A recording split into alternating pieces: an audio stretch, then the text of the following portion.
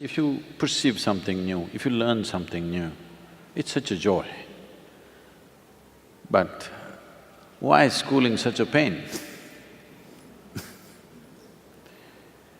Somewhere, the way we're delivering it, we have not looked at it carefully enough. We have not put ourselves sufficiently into it. When I was supposed to go to school, I did everything possible not to go there. So when I thought of creating schools, I thought we must create schools in such a way that children want to go there. What is the point creating a school that a child doesn't want to go? So if we have to create schools that a child wants to go, I think the adults need to go to school first. So, in a way, these conferences are just that effort to put the adults to school so that all of you can create schools where the child wants to go. Of all the different manifestations of human beings, the categories are getting more and more. A child is the simplest and the easiest to make them happy and joyful. With such a segment of population which is naturally joyful, I don't see why it is so difficult to create a joyful way of delivering education. There is substantial scientific and medical evidence today that if you remain in a pleasant state of experience, that is when your body and your brain works at its best. Some studies are trying to establish that if you remain just one day, 24-hour segment in your entire life, one 24-hour segment, if you remain without a moment of unpleasantness within you, not a moment of agitation, anxiety, irritation, anger, nothing, just joyful. They say, your ability to use your intelligence can go up 100% in a single day. We've always known this by experience, but today there is data, because without data nothing is true anymore. If there is no data about you, that means you're not here. Yes, if you did not register your data into the computer, all of us will think you're not here. So without data, nothing exists. So today there is data that a joyful way of existence, it will enable and empower a human being to a very high level of perception and performance. So this is a must. How is the question?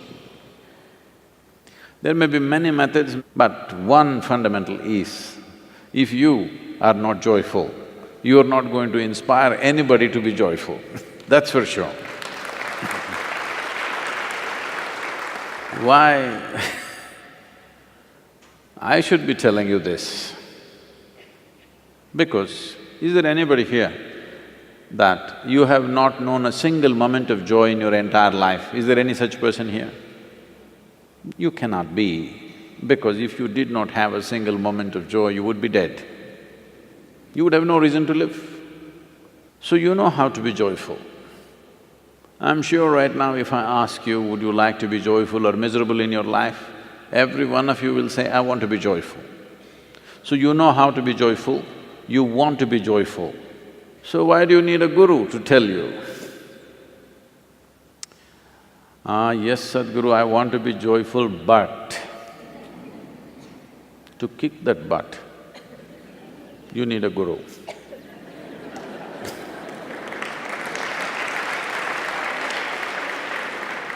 Yes, I want to be joyful, but you know what he did. Yes, I want to be joyful, you know what she did. Yes, I want to be joyful, you know, the weather is not good. So there is but. If we just kick this one but out of our life, creating a joyful education will be a natural consequence. If we are joyful, whatever we do, whatever we create, we will make it that way, isn't it? Without we being that, now if I say, let's create a joyful education, it looks like a very complicated problem. If you're joyful, is it not natural that you will cook joyfully, you will serve joyfully, you will talk to people joyfully, you will do everything joyfully? Is it not natural consequence? So right now, one of the biggest mistakes, I would say a crime that we are committing is, we have taken to this Western mode of doing things, that is goal-orientedness. That is, we want mangoes, but we are not interested in the tree. Soil is not even our concern. We've gotten into this mindset. Goal is the thing, we want this big mango, you have this one, we want this big mango. But we are not so much interested in the tree. Soil is not even in our perspective. In yoga we say, if one eye is on the goal, you have only one eye to find your way. It's very inefficient. If you have both the eyes to find your way, you will find your way.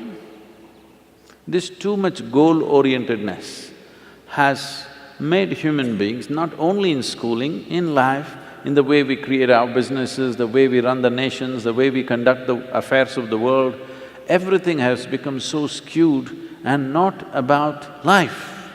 It is about some product in the end. At the end of our life, there is only one product, which is grave.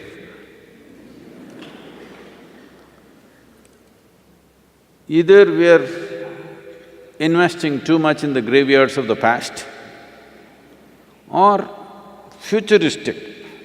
If it's futuristic, it's grave-oriented, because that's our only future that's going to happen to you and me.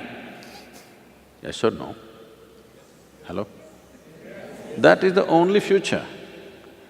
So the thing is, whether it is schooling or business or anything that we are doing is about how we conduct it now. What will come out of it? Whatever comes out of it. Are we doing it in the most beautiful way possible? If this one thing is embedded in us, methods, various tools, all these things will come from experts. There are many experts.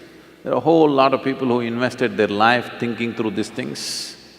We can use that. But to use these methods in a way that it works, we need people who are first of all joyful, who know how to make their life beautiful.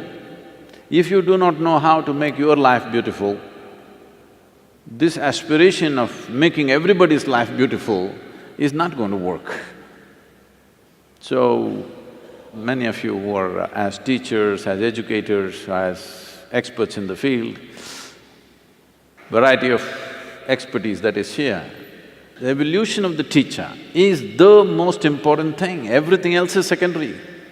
Who delivers this is the most important thing. It's not… we have not invested enough in that. Evolution of the teacher does not mean just more and more tricks about education. As a human being, if the teacher blossoms, becomes a joyful, loving, compassionate human being, above all conscious human being, everybody has to strive for this, otherwise this will not happen. This is not something that will happen because you got a PhD. This is something that you have to work upon yourself. If this process is brought into the teachers, you must see the tradition of this country is this. Usually parents gave away their children to a teacher, an acharya or a guru, took the children totally in his fold because people saw him as an evolved human being, not just a knowledgeable human being, an evolved human being. So they saw that if we leave our children in his hands, in his or her hands, naturally our children will blossom. So this has to come. This may look like, oh, is this possible to train all the teachers? Why not, I'm asking. For the first time, for the very first time in the history of humanity, We have capabilities that no other generation could ever dream of, isn't it? For the first time, we can speak to the entire world. It is time we make truth mainstream. If truth becomes mainstream, truth means what really works. If I sit here, what will leave me in the highest state of experience is the truth of my existence, isn't it? If every human being knows what is the truth of their existence, that you can sit here in the best possible way a human being can be right now, you don't have to worry about tricks of education. In those hands, every little tool will become a powerful process. In this effort to make educators, teachers and others who are involved in children's education in this country or anywhere else,